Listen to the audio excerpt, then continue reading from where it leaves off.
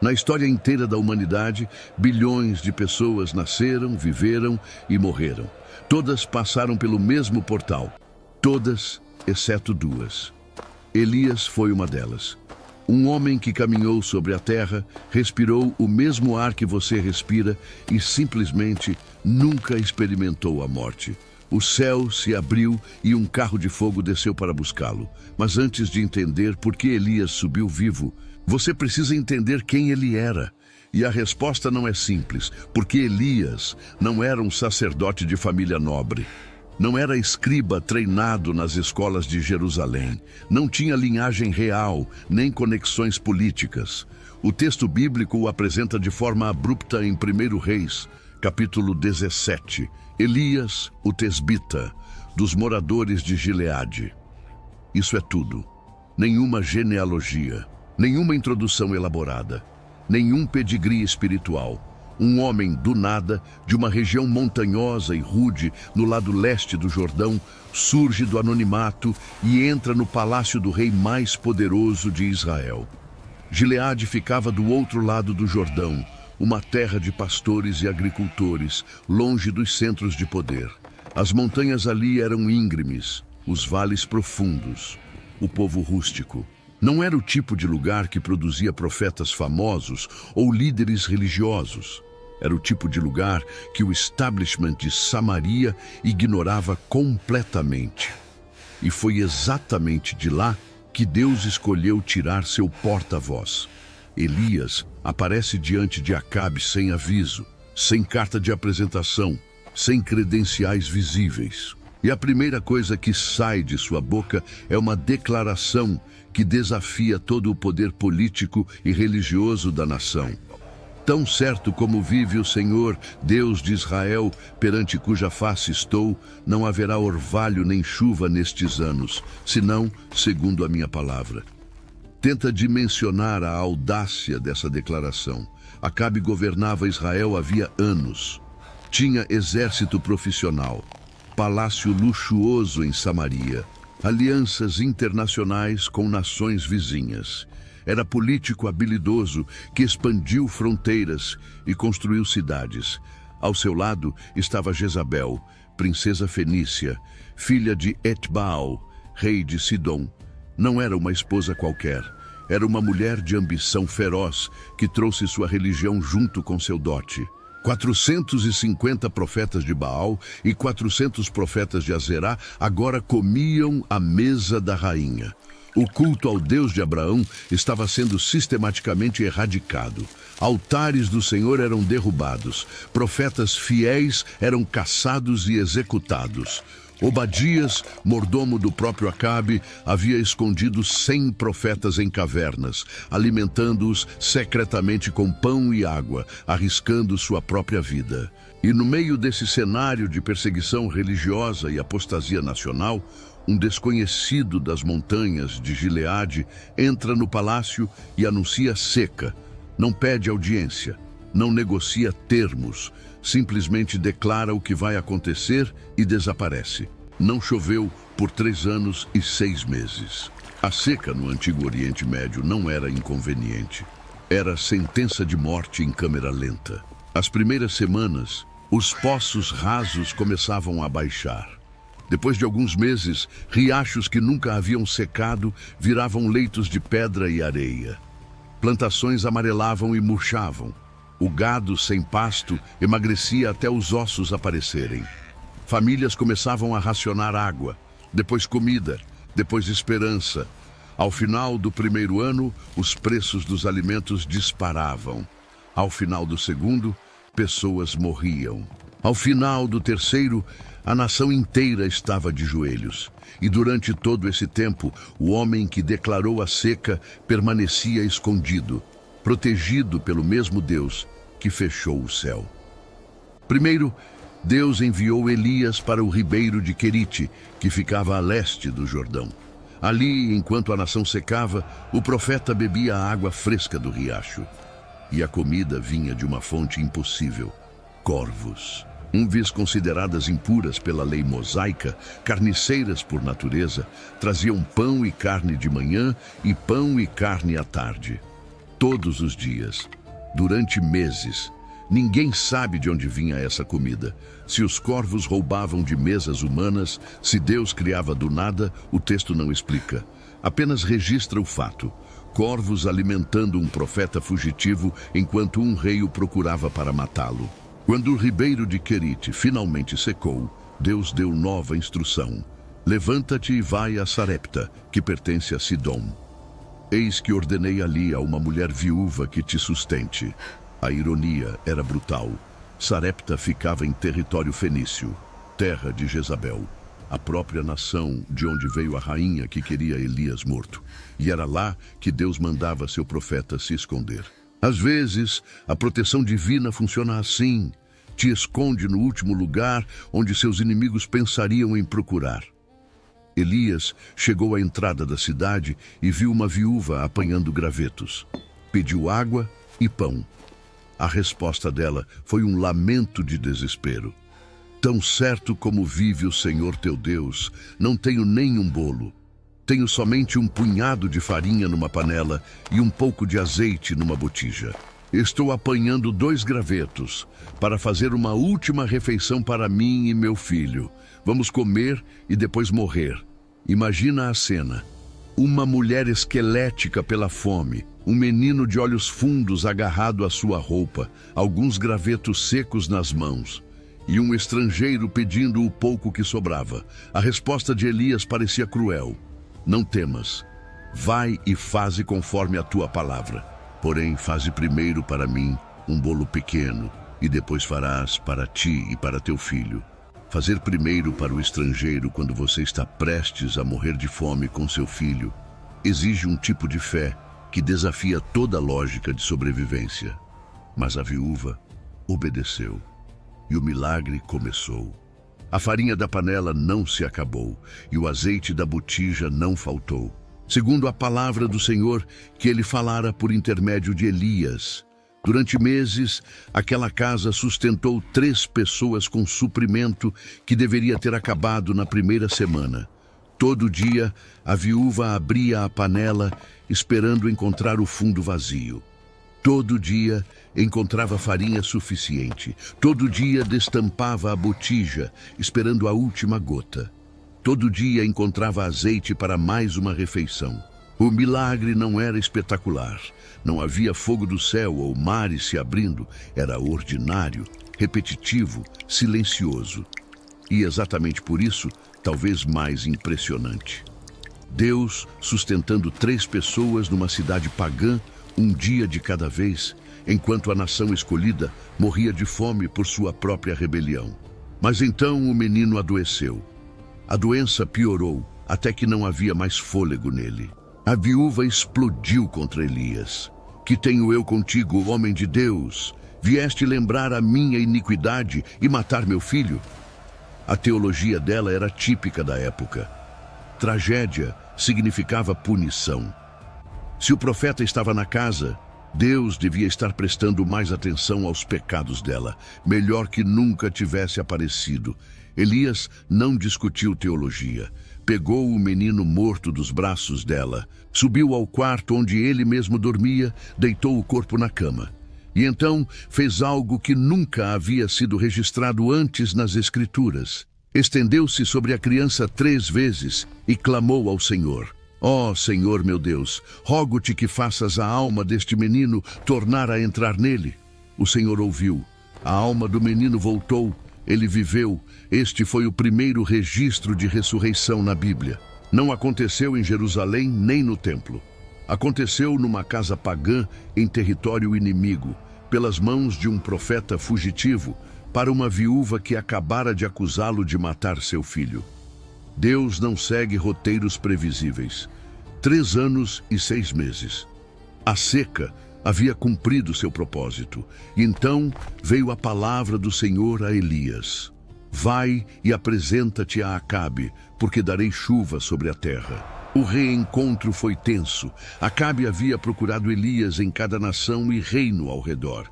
Fez governantes jurarem que não sabiam onde o profeta estava. E agora, finalmente, ali estava ele.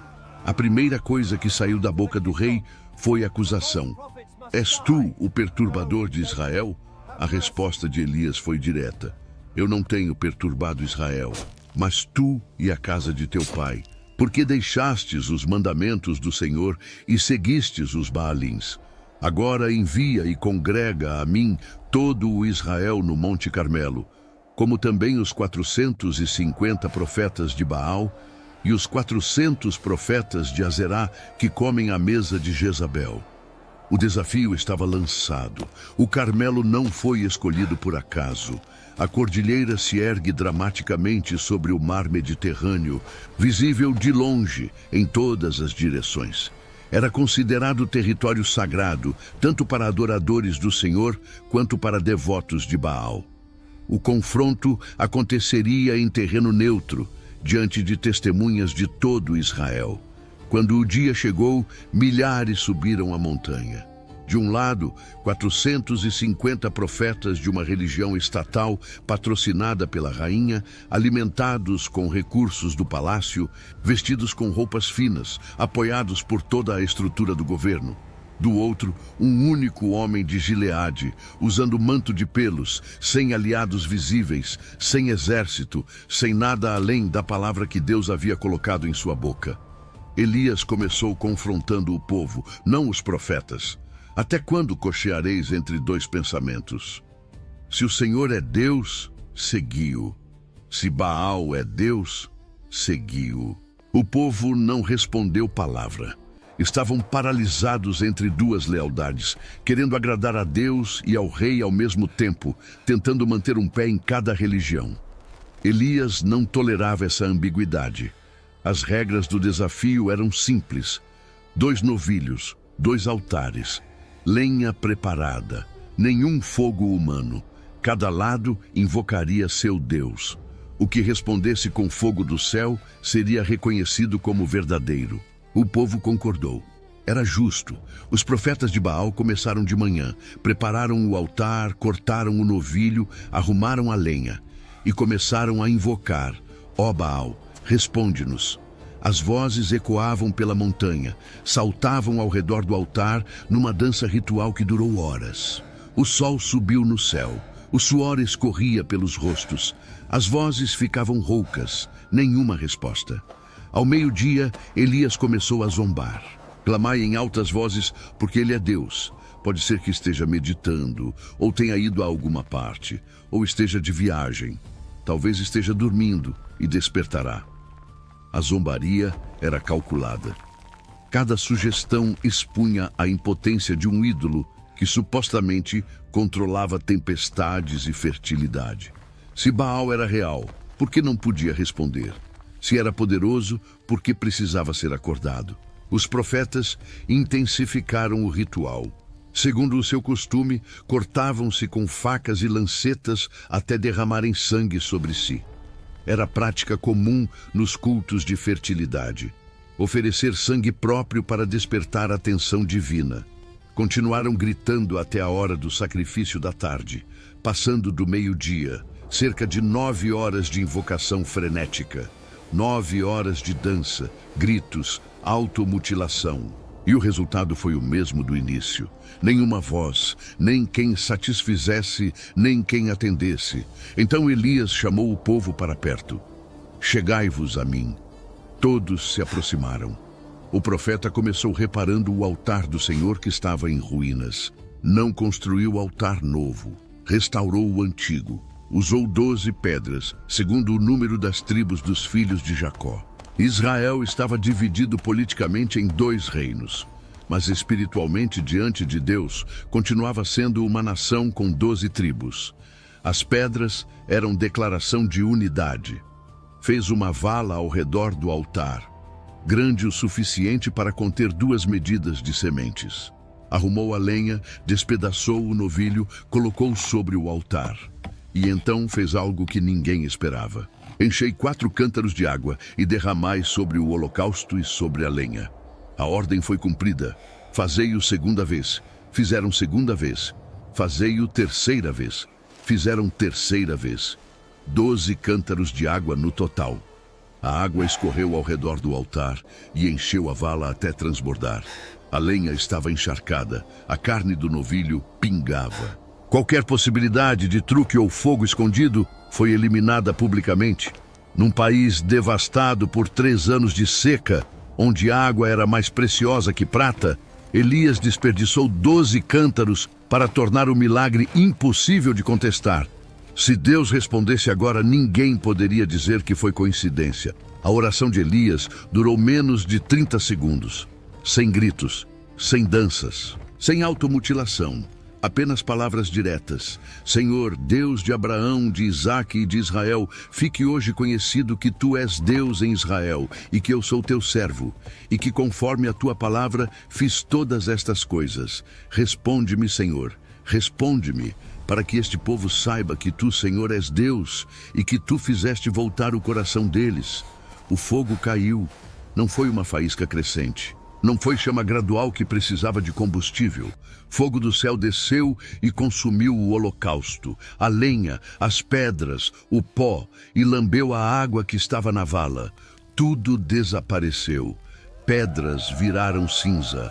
Água evaporou instantaneamente. O altar inteiro foi consumido como se nunca tivesse existido. O povo viu e caiu com o rosto em terra. O Senhor é Deus. O Senhor é Deus. A confissão ecoou pela montanha. 3 anos de seca, 9 horas assistindo profetas de Baal falharem, 30 segundos de oração e fogo do céu respondendo de forma incontestável. A dúvida não tinha mais onde se esconder. Elias deu ordem imediata. Prendei os profetas de Baal, que nenhum deles escape. 450 homens foram levados ao ribeiro de Quizon, no vale abaixo do Carmelo.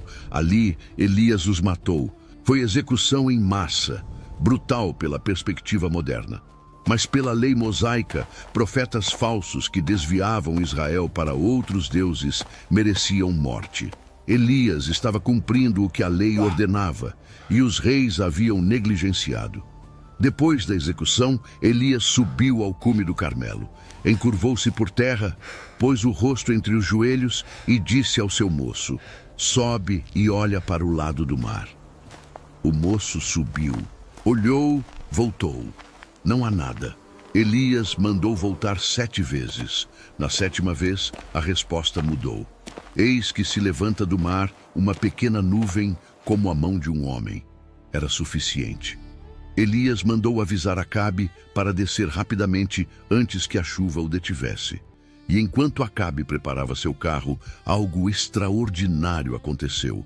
A mão do Senhor veio sobre Elias. Ele cingiu os lombos e correu diante de Acabe até a entrada de Jezreel. Jezreel ficava a aproximadamente 30 quilômetros do Carmelo.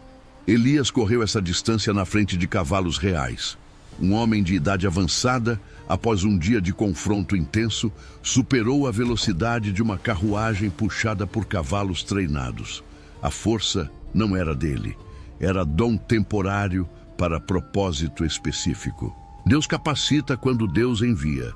Mas o que aconteceu nas horas seguintes revela que Elias não era super-humano. Acabe contou a Jezabel tudo o que Elias havia feito e como matara todos os profetas à espada. A rainha não ficou impressionada com o fogo do céu.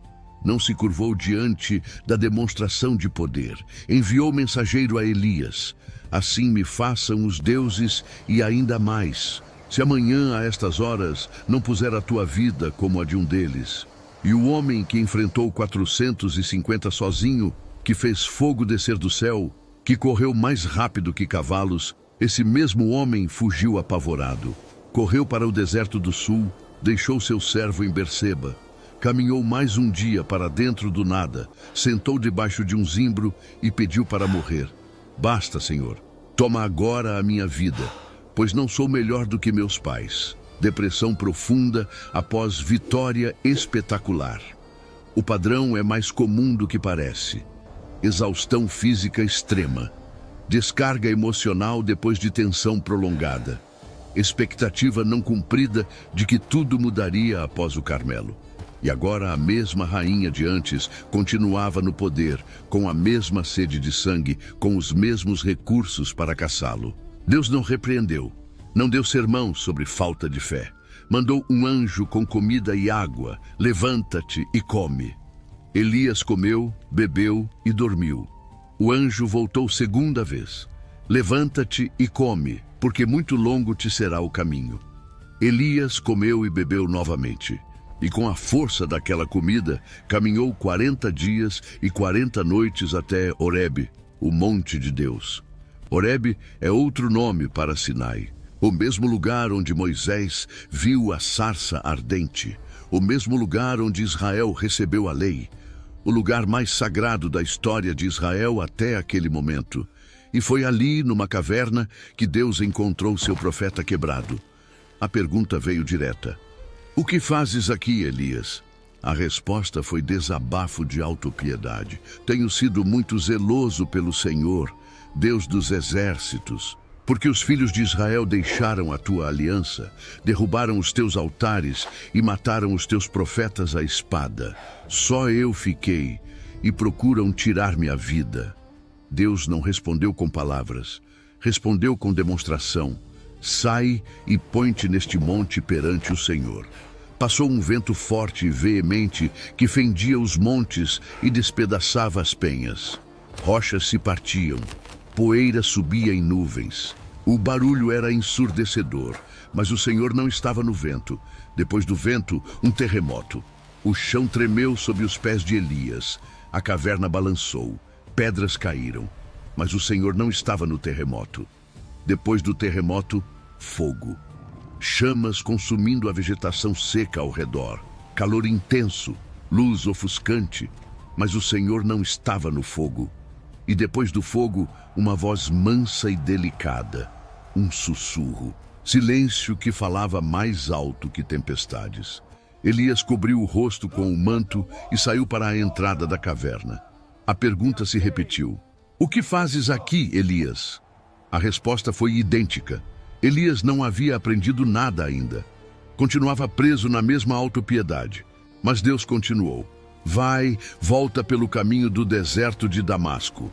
Quando chegares, unge a Hazael rei sobre a Síria. A Jeú, filho de Ninsi, ungirás rei sobre Israel. E a Eliseu, filho de Safate, ungirás profeta em teu lugar. 3 ungimentos, 3 instrumentos de juízo contra a casa de Acabe. Elias não estava sozinho. Deus tinha plano que envolvia nações, reis e um sucessor que continuaria a obra. E então veio a correção da autopiedade. Também conservei em Israel 7.000, todos os joelhos que não se dobraram a Baal, e toda a boca que não o beijou. 7.000 fiéis que Elias não conhecia. 7.000 que mantinham a fé em silêncio enquanto ele achava que era o único. A solidão que sentia era real emocionalmente, mas falsa factualmente. Deus sempre preserva remanescente. Elias desceu do monte e encontrou Eliseu. O jovem estava arando com 12 juntas de bois, ele mesmo com a 12ª. Família próspera, trabalho garantido, futuro estável. Elias passou por ele e lançou seu manto sobre seus ombros. Não disse palavra, apenas o gesto. Eliseu entendeu imediatamente. Deixou os bois, correu atrás de Elias, pediu apenas para despedir-se dos pais. A resposta de Elias foi enigmática. Vai e volta, porque que te fiz eu? Não era permissão nem proibição. Era teste. O chamado exigia decisão pessoal, não autorização externa. Eliseu voltou, mas não para ficar. Tomou a junta de bois, matou-os, cozeu a carne com os instrumentos de madeira dos bois e deu ao povo para comer. Depois se levantou e seguiu Elias, servindo-o. O gesto era definitivo. Sacrificou os bois que eram sua ferramenta de trabalho. Queimou o arado que era seu meio de sustento. Alimentou a comunidade como despedida. Não havia retorno possível. Eliseu queimou as pontes literalmente. Durante anos, Eliseu serviu Elias. O texto não detalha esse período. Sabemos apenas que o jovem acompanhava o mestre, aprendia observando, esperava seu momento. E quando o dia final chegou, sabia que algo extraordinário estava para acontecer. Segundo Reis, capítulo 2, narra as últimas horas com precisão de testemunha ocular. Elias e Eliseu partiram de Gilgal. Elias tentou deixar Eliseu para trás. Fica-te aqui, porque o Senhor me envia a Betel. Eliseu recusou. Tão certo como vive o Senhor e vive a tua alma, não te deixarei. Foram juntos a Betel. Os filhos dos profetas dali vieram a Eliseu com pergunta pesada. Sabes que o Senhor hoje tomará o teu senhor por sobre a tua cabeça? Eliseu sabia. Sim, eu o sei. Calai-vos. Em Betel, Elias tentou novamente. Fica-te aqui, porque o Senhor me envia a Jericó. Eliseu recusou novamente. Mesma resposta. Mesma determinação. Foram juntos a Jericó. Os filhos dos profetas dali fizeram a mesma pergunta. Eliseu deu a mesma resposta. Em Jericó, terceira tentativa. Fica-te aqui, porque o Senhor me envia ao Jordão.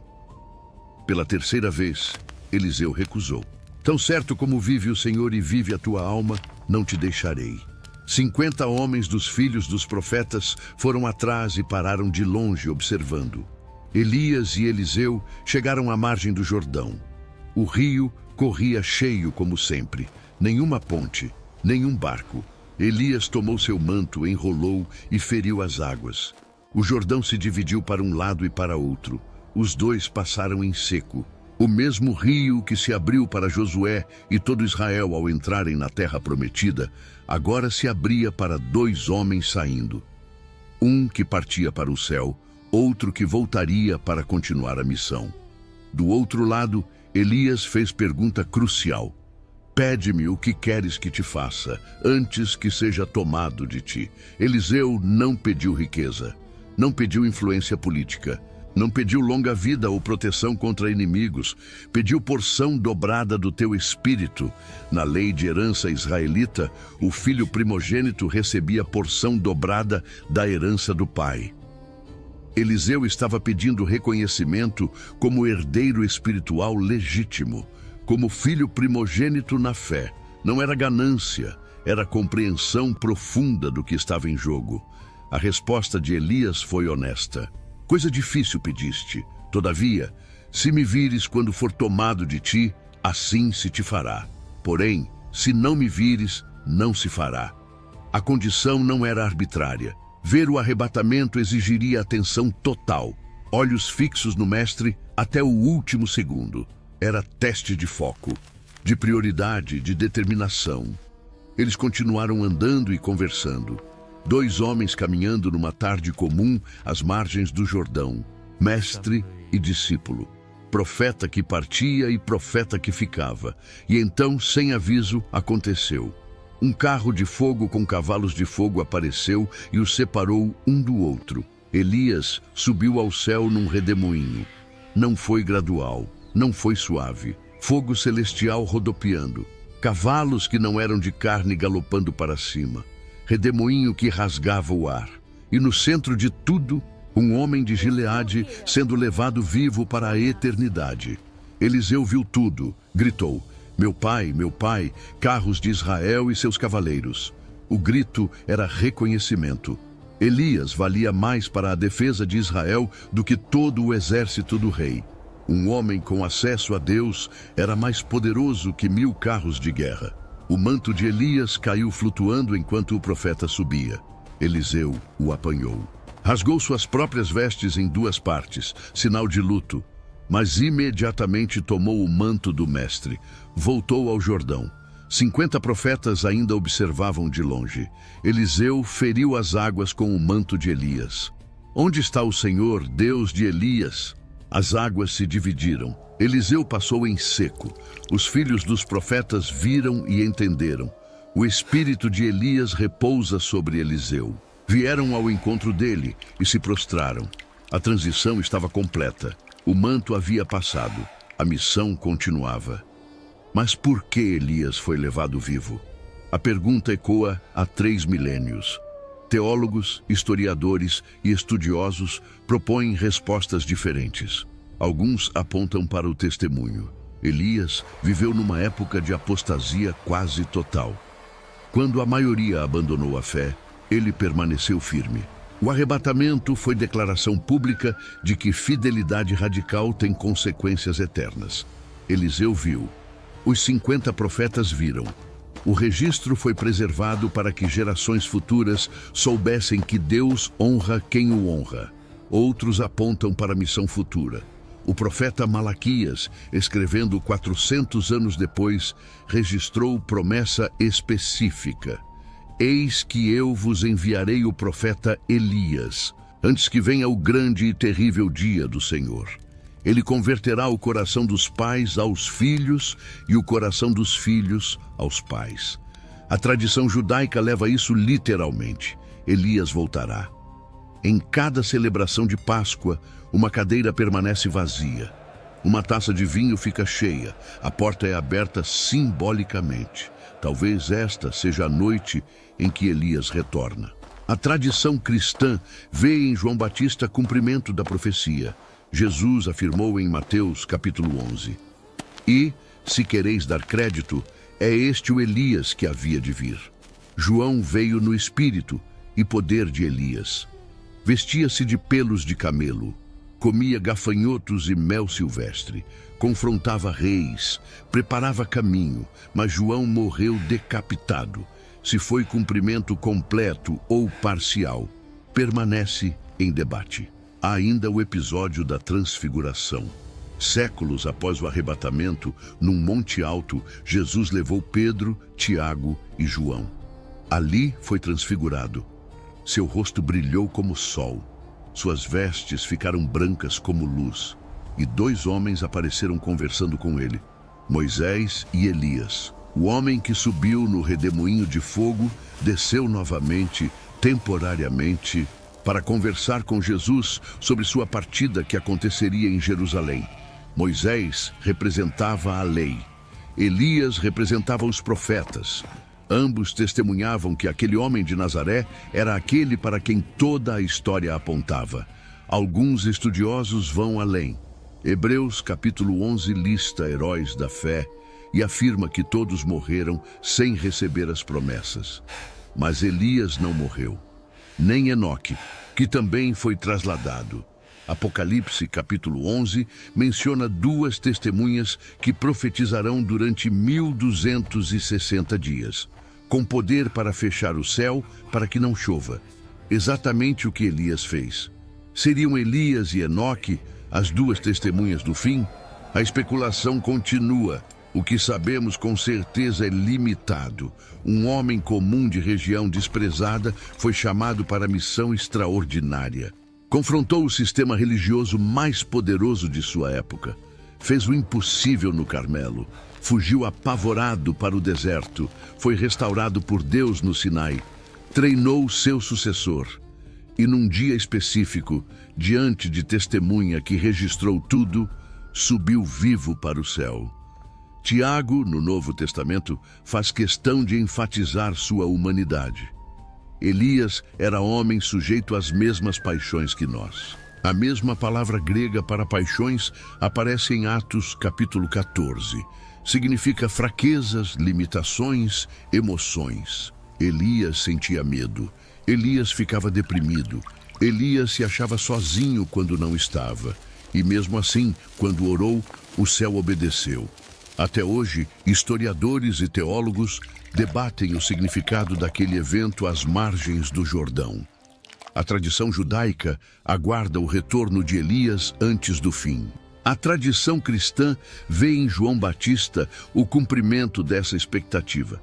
Estudiosos seculares buscam explicações naturalistas, mas os fatos registrados permanecem. Um homem caminhou sobre a terra por décadas, confrontou reis, desafiou impérios religiosos e, num dia específico, diante de uma testemunha ocular que registrou tudo, desapareceu no céu sem deixar corpo para trás. O manto caiu. O profeta subiu.